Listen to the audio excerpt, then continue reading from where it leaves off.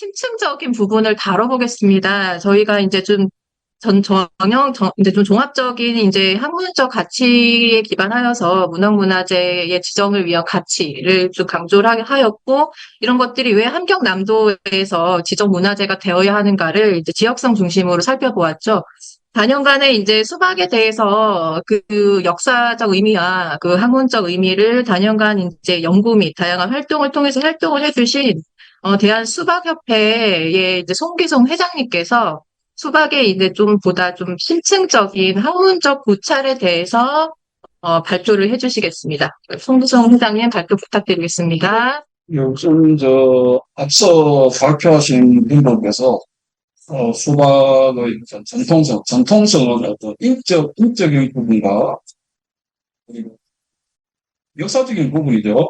역사성 이런 것들을 좀 전통성이라고 하는데 수박의 전통성 부분과 그리고 이제 지역적인 그러니까 지역의 어떤 흉토 문화유산으로서의 그 가치 및 그 지역에서 이제 전성되어 온 내력 이런 부분들에 대해서 말씀하신 것 같습니다. 이 무형문화재 지정이라는 게 어떤 너무 이게 쉽지 않습니다. 쉽지 않은 것이 우선은 지금 문화재청이나 문화재청에서 지정하는 것을 국가 지정이라고 하고 우리 지방자치단체에서 시도에서 지정하는 건데 시도 지정, 시도 무형문화재 이렇게 얘기를 하는데 여기 조사 지표가 있습니다. 조사 지표를 제가 간단하게 연구를 해보면 우선은 전선 가치 부분에 있어 가지고 역사성을 봅니다. 첫째, 역사성에는 조사 지표가 전성된 기관과 역사적 근거의 신뢰성 정도입니다. 그리고 측정 기준까지 또 있습니다. 측정 기준은 전성된 연수, 그리고 유물, 문헌, 구술 등 역사적 근거의 신뢰성 수준. 그 다음에 이제 학술성입니다. 학술성은 한국문화 연구에 대한 기여 가능성의 수준. 이 용어 자체도 너무 어려워요. 물론 전문적인 어떤 연구를 하는 학자의 경우는 다르겠습니다만은 이 무형문화라는 것을 이렇게 몸으로 이렇게 체득해가지고 후학들을 어떤 지도하고 전승활동을 하는 현장에서는 이게 어려운 거예요. 그래서 한국문화 연구에 대한 기여 가능성 수준에 대한 또 측정 기준은 한국문화를 이해하는 데 필요한 자료적지 정보입니다. 그리고 학술성 두 번째는 학술 연구 자료로서의 가능성. 그리고 조사 지표는 학술적 연구 자료로서의 가능성 수준입니다. 자, 세 번째는 예술성과 기술성인데, 첫 번째는 고유성 수준, 자, 그 다음 형식 및 내용 및 표현 및 수준, 그리고 기능성 정도입니다. 그리고 조사 지표는 제가 굳이 이렇게 거론하지는 않겠습니다. 다음이 대표성, 지역 전통 문화로서의 대표성, 그리고 한국 전통 문화로서의 대표성. 조사 특정 기준이 또 있습니다. 그리고 당연히 이게 평가를 할 때 이게 정량적 평가냐, 정성적 평가냐 그런 부분이 또 있습니다. 자, 그 다음에 두 번째 카테고리가 전성 환경입니다. 전성 환경으로는 조사 지표 우선은 구분을 사회문화적 가치 그리고 지속 가능성 이렇게 두 가지를 보는데, 그러니까 무형문화재로 지정의 어떤 가치가 있느냐를 이렇게 볼 때 주죠. 사회문화적 가치로는 무형문화재 형태의 지속적 정도, 측정 기준이 현재 무형문화재 형태의 지속적 정도입니다. 그리고 두 번째는 관련 공동체 집단의 문화적 정체성에 대한 기여도, 문화적 정체성에 대한 이제 기여하는 정도, 이게 측정 기준이 되겠죠. 그 다음에 지속 가능성에 대한 조사 지표는 종목의 이행 빈도와 범위, 그리고 전성 주체의 전성 활성화입니다. 측정 기준 해당 종목의 이행 빈도와 범위, 그리고 전성 주체의 규모 및 대내외 전성 활동 활성화 정도. 자, 제가 뭐 개인적으로 아시는 분들은 아시겠지만 제 국장님 2017년 작가하셨죠. 그분이 평생 해오셨고, 그리고 중국에서 무형문화재 제도가, 처음 시작된 게 2006년입니다. 2006년에 중국 문화부에서 북경에서 그 장백현이라고 하면은 북한 해산시라고 들어보셨는지 모르겠는데, 북한 해산시 바로 건너편이 장백 조선족 자치현이에요. 제가 직접 거기 한겨울에 가보고 수차 갔는데, 겨울에는 입이 그냥 뚝뚝뚝뚝 붙습니다. 자, 그런데 겨울 하나를 사이에 두고 북한과 마주한 그 지역까지 북한 문화부 직원이 가가지고 중국 국가급 문화재로 지정시켜 주겠다고 한 거예요. 그런데 그때 왜 그게 중국 국가급 문화재가 되지 않았느냐 하면, 김학현 선생님이 이제 저희 선생님이신데, 장백 문화관 관장을 하셨죠. 김학현 선생님 셋째 형이 김학현이라는 분이에요. 그래서 형생을 두 분이 이제 예능 활동한다고 해서 그 형은 막 춤추고 이제 무예 동작하고, 동생은 이제 달방아지 놓고 이제 장난치고, 그렇게 역할을 나누어 했었어요. 나누어 했었는데, 중국 문화부에서 이게 국가급 지정해주겠다고 이제 집에 가서 찾아간 거예요. 그 산골짜기까지. 장백현은 낮에 호랑이 나온다고 해서 거짓말로 안 들리는 산이 깊은 곳입니다. 자, 거기까지 가서 중국 국가급으로 지정해 주겠다는데 왜 이게 안 됐느냐 하면 몇 가지가 있습니다. 자, 뭐 한 가지는 김학현 선생님이 뭐 그런 부분이 있었어요. 그 당시에 중국에서 무형문화재 제도가 처음 시작될 때고, 에이, 뭐, 문화재 하면 많어. 뭐, 이런 인식이 있었고, 왜냐하면 그분은, 일제강점기 때, 뭡니까, 한경남도 단천에서 먹고 살기 위해서 그쪽으로 중국 땅으로 이주한, 김달순의 자제이지만, 당시에 대학까지 나온 인텔리입니다. 김학현 선생님은. 그 지역에서 그 연대에 대학까지 나오고 그런 분은 드물어요. 그리고 중국에서는 청집이라고 하는데 아파트에 사셨어요. 물론 아파트는 한국으로 치면 이제 연립주택 정도가 되겠습니다만은 중국 정부로부터 계속 연금을 받고 먹고 사는데 아무 지장이 없던 분이, 그렇다 보니까 문화재 지정해준다 해도 신통찮게 들린 거예요. 그분한테 다행히 우리 한국 측으로 볼 때는 우리가 이 문화유산을 지켜야 되지 않습니까? 자, 그런데 첫째는 그런 부분이 있고, 두 번째는 셋째이 죽어가지고 이게 역할 분담해서 이게 평생 했는데 혼자 이걸 하려니 부담이 되셨던 부분이 있었던 것 같아요. 이거는 제 추측입니다. 자, 그리고 이제 제가 좀 보장을 드리겠습니다. 그래가지고 2006년도에 중국 문화부에서 직원이 북경에서 그 먼 길까지 가서 지정해 주겠다고 하는 게 지정이 안 된 겁니다. 문화부 직원이 셋째 형도 무덤까지 같이 가자. 그랬을 정도예요. 그래서 중국에서 수박춤으로 알려져 있지만 이 수박춤은 이 무예를 포함한 것이기 때문에 이 중국 문화부에서 집안 대대로 전해진 것이고, 그래서 이거 가치를 굉장히 높게 인정했습니다. 자, 그런 부분이 있고, 두 번째는, 이건 그 지역, 이제 연변 대학이나 이런 뭐 교수들이 이렇게 좀 추측하는 건데, 왜 중국 문화부에서 그만큼 이게 관심을 가졌었느냐 하면, 이 문화공정의 어떤 부분이 있지 않겠느냐, 동북공정이나, 그게 이제 비공개로 저한테 얘기해 주는 게 그겁니다. 그래서, 여러분도 아시겠지만, 그 중국 쪽에 가면은 집안에 뭐가 있습니까? 무용충이 전 고구려 때 보금이 있죠. 거기에 이 수박 유사한 이제 그림이 있어요. 수박이라고 이렇게 적혀 있지는 않지만, 그죠? 동시대의 중국 문헌, 저기 뭡니까? 한서 예문지 수박이라는 게 있기 때문에, 우리가 수박이라고 이렇게 지칭해도 뭐 크게, 문제 되지는 않을 것 같습니다. 그래서, 그런 어떤 동북공정, 문화공정의 어떤, 부분도 있었을 것 같습니다. 자, 그래서 제가 좀 길게 이 무형문화재 지정이 되기 위해서 이런 조사 지표를 보면 현장에서 이 기준을 맞추는 것이 너무 힘들어요. 이거는 뭡니까? 사법고시 패스해가지고 판결자 되는 것보다 힘들어요. 그래서, 저희 개인적으로 저희 구치는 이제 문화재 신청도 제대로 못 해보고 이제 자꾸 하셨고, 저는 사실 이 문화재라는 것이 좀 뜬구름 잡는 것 같아가지고, 크게 관심을 안 가지다가, 부친도 돌아가시고, 김수님 다 돌아가시고, 이게 제가 이걸 하지 않으면은 이 꽃대를 정언할 사람이 없어요. 지금 시대가 달라져가지고, 지금 뭡니까, 이 수박이나, 아니, 수박도 그렇지만 이 전통적인 것을 이렇게 하는 사람들이 그렇게 어떤 사명감이 눈에 띄지 않습니다. 제가 보기. 미안한 얘기인데. 그래서 제가 2017년 이후부터 제가 좀 이게 이제 정리를 좀 해가고 있고, 그래서 뭐 오늘 같은 기회가 이렇게 좀 마련이 된 것 같습니다.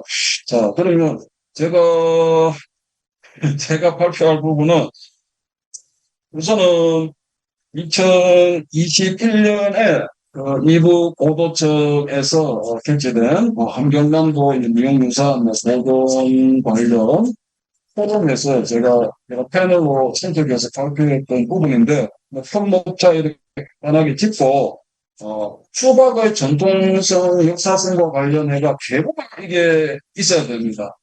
계보가 확실하지 않으면은, 그게 창작인지 어떻게 합니까? 그죠? 그래서, 예, 지금은 무형문화재 관련해서 이 개념이 전형이라는 개념으로 좀 바뀌었습니다. 예전에는 원형 그랬고요. 그런데 원형이라고 언제 쪽을 원형으로 할 것이냐. 1100년 전에 하던 게 원형이냐, 100년 전에 하던 게 원형이냐, 이런 문제가 있다. 그래가지고 지금 전형입니다. 그래서 전형이라는 것은 조금 원형보다는 조금 어떤 융통성이 있는 거죠. 우선은 전성 지역은 함경남도 단천에 이 분명한 어떤 계보가 있습니다. 그것뿐만 아니고 지역적으로 함경남도 북층에 남인령이라고 군부대가 있었어요. 그거는 조선시대 계속 있었습니다. 그래서 그 함경남도 북청 그리고 군부대와 그리고 단천 봉대를 중심으로 해서 이 군사들이 이 행하던 것이었다. 보는 것이 이게 어떤 것 같습니다. 그리고 전성구도는 어떤 계보 및 이제 지역적인 것이고, 중국의 문화 공정 관련해가지고는 제가 한 2년 전인 것 같은데, 문화재청에 제가, 요청을 했습니다. 좀 대응을 해달라. 왜냐하면 중국에서 2017년에 산시성 성급 무형문화재로 지정했습니다. 그런데 그쪽은 계보가 없어요. 계보가 없는데 그냥 이것저것 있는 거 그냥 모아가지고 수박이다 해가 지정시킨 겁니다. 그게 2017년이에요. 공교롭지 않습니까? 2017년에 북한에서 뭐 했습니까? 유네스코에 우리 정조 때나 무예도보 통지 그거를 세계 기록유산으로 등재를 시켰어요. 북한에서. 그게 2017년도인데 뭡니까? 써머리를 보면 태권도의 원류가 수박이다. 이렇게 되어 있어요. 2017년입니다. 근데 공교롭게 2017년에, 물론 2013년도부터 진행을 조금씩 했지만 중국 측에서 2017년에 변성 계보도 확실하지 않은 거예요. 이게 좀 모아놓은 건데. 근데 성급 문화재를 지정시켜놨습니다. 왜 그렇겠습니까? 수박에서 고구려나 이런 각 지역으로 이게 문화가 전파됐고, 그럼 니들이 하는 거 태권도도, 북한에서 유네스코에 등재시킨 거 봐라. 후방에서 태권도가 나온 거 아니냐. 그래, 중국이 우리 우회사를 선점해 가는 과정이에요. 예. 그래서, 이, 현장에서, 이제, 저같이 몸으로 이렇게 어떤 전선 활동을 하는 사람이, 하기에는 역량적으로 좀 이렇게 한계가 있습니다. 그래서 이번 웨비나를 통해서 이런 수박의 어떤 전선 계보 그리고 지역성 등이 이렇게 발표된 것이 참고 다행하다 생각이 듭니다. 자, 그 가지만 말씀드리고 발표를 지금 마무리하겠습니다. 자, 한 가지 종목이 있습니다. 그런데 그거를 검증할 때 그죠? 여러 가지 방법이 있을 수 있겠죠. 그런데 아까도 말씀드린 그런 계보 이거 확실하냐? 그다음에 계보에 대해서도 반대되는 게 있어야 됩니다. 교차 검증해야 되잖아요. 근데 제가 뭐 다른 종목 얘기할 필요는 없겠는데, 택견에 대해서 한마디 하겠습니다. 왜 똑같은 대한민국 국민들이 택견하고 수박에 대해서 그렇게 차별을 합니까? 택견은 송덕기 한 사람밖에 없지 않습니까? 비교할 수 있는 비교 대상 있습니까? 없어요. 택견이 83년도 지정됐는데, 그 당시에 개보다 이래가지고 올라가 있는 박돌백, 박무경, 허위로 밝혀진 인물들이에요. 문화재청에서 뭡니까? 보유단체에 공고를 해가지고 개보 부분 내렸지 않습니까? 그럼 누가 있어요? 당시에 송덕기 외에 뭡니까? 김흥식이라는 분이 있는데, 그분은 그 당시에 중풍관리 누워있던 분이에요. 동작조차 할 수가 없던 분이에요. 그래서 택견 같은 경우는 송덕기 형 얘기를 그렇게 잘 들으면서, 그죠? 비교할 수 있는 비교 대상도 없는데. 근데 수박에 대해서 너무 그런다는 거예요. 수박은 함경남도 북청에서 태어나셔가지고 일본 오사카 그 당시에 대판 아닙니까? 제가 대동아 전쟁이라고 하겠습니다. 태평 전쟁인데, 자, 대동아 전쟁 전에, 대동아 전쟁 때죠. 일본 오사카로 가셨다가 그 다음에 황해도 개성으로 이주하셨던 송창렬이라는 분이, 예? 그거를 배우셨고, 그 다음에 같은 지역에서 뭡니까? 미나시 선생은 중상도장 하셨던 분이에요. 당시에 강고관 유도가 6단입니다. 일본 본토 유도 6단이에요. 대단하신 분입니다. 미나시 선생이. 근데 젊은 시절에 방공투사로 해가지고 북한에서 보낸 간첩한테 피살됐죠. 그분으로부터 전해진 계보도 확인이 되고 공개적으로 뭡니까 어떤 증언도 했고 그 다음에 전혀 관계없는 뭡니까 압록강 건너에 있는 분하고도 동작 비교가 다 됐어요. 그래서 그런 부분에 대해서 한 번 더 생각할 필요가 있습니다. 그리고 이제 주변 문화로서 한 가지만 이렇게 짧게 말씀드리고 마무리하겠습니다. 그래서 수박에 대해서 검증할 때 여러 가지가 있지만 꼭 한 가지가 뭐냐면 주변 문화가 있어야 되는 거예요. 역사가 오래됐다고 하는데 지 혼자 한다. 그럼 저거 어떻게 믿습니까? 그죠? 그래서 역사가 오래된 것일수록 주변 문화에 영향이 있을 수밖에 없습니다. 그래서 흔적을 남길 수밖에 없는 거죠. 저기 함경도에서 전해진 속세라는 게 있습니다. 속세는 제가 연변대학교 체육학과 공동 주관해가지고 한중무학 연투회를 하는 이제 과정에서 재발굴한 건데 지금 실험이 유네스코 인류무형유산으로 남북 공동 등재되어 있습니다. 그런데 그거는 웬 실험으로 통일되어 있지 않습니까? 실험이 형태가 한 가지만 있는 게 아니에요. 실험은 상당히 넓은 집합적 개념입니다. 그래서 거기에 이 속세가 포함이 될 수는 있는데 그래서 함경도 실험이다, 늦은 삿바 실험이다 해서 실험을 우리가 인식을 합니다만은 현지에 가서 그 지역 사람들에게 물어보면 한국 실험하고 다르다 그래요. 체계가 다르다고 합니다. 기술 체계가. 그거는 연변대학교 김영웅 교수가 분명히 그 얘기를 했고 길림신문 강동준 기자뿐만 아니고 그 지역에서 유명한 리설봉이라는 실험협회 회장이 있습니다. 그런데 그분들도 다 한국 실험과는 다릅니다. 그런데 그 속세가 함경도에서 전해졌는데 이 수박하고 너무 흡사해요.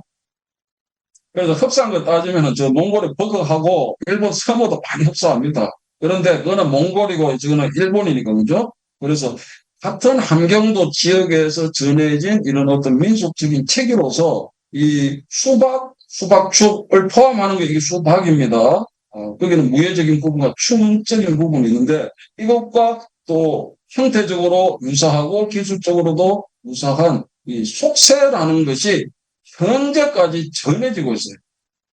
그래서 주변 문화로도 우리가 얼마든지 이 수박에 대한 검증을 할 수 있습니다. 여기까지 말씀드리겠습니다. 감사합니다. 네, 대한수박협회의 송기송 회장님께서 이제 수박의 학문적 고찰에 대해서 발표를 해주셨습니다. 함경남도 이제 전통무예 수박은 2018 대한체육회 전통무예 백서에서도 이제 수박, 씨름, 활쏘기, 택견 네 가지 전승 종목으로 발표될 만큼 보존의 가치가 이제 높음에도 불구하고 이제 대중적 관심이 사실 다소 부족하였습니다. 현재 수박은 2019년 문화재청 국가무형문화재 조사 계획에 따라서 현장 조사를 완료하였고 문화재 지정을 통해 수박의 한국 전통 무예의 가치를 국내적으로 이제 전승하려고 다양한 활동을 추진하고 있고요.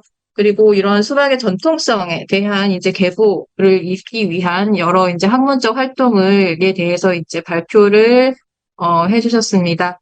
수박은 이제 한경남도의 역사성과 정체성을 함양하고 전통문화 계승의 발전에 이제 기여할 수 있다라는 것으로 요약할 수가 있겠습니다. 저희가 오늘 이 세 분의 이제 발표 내용에 기반하여서, 전체적인 결론을 조금 내려보겠습니다. 오늘의 세 분의 이제 전문가 발표인 이제 수박의 전승 계보 추적, 전통무예 수박의 무형문화재 가치성 고찰, 그리고 수박의 지역성 고찰, 북청 특히 남병원과 단천 봉대를 중심으로 수박의 지역성의 가치를 함께 발표를 들어보았고요. 그리고 수박의 이제 학문적 고찰, 어떤 이제 학문적인 연구가 진행이 되었고, 어떤 함의가 있는지에 대해서 이제 다각적으로 발표를 들어보았습니다.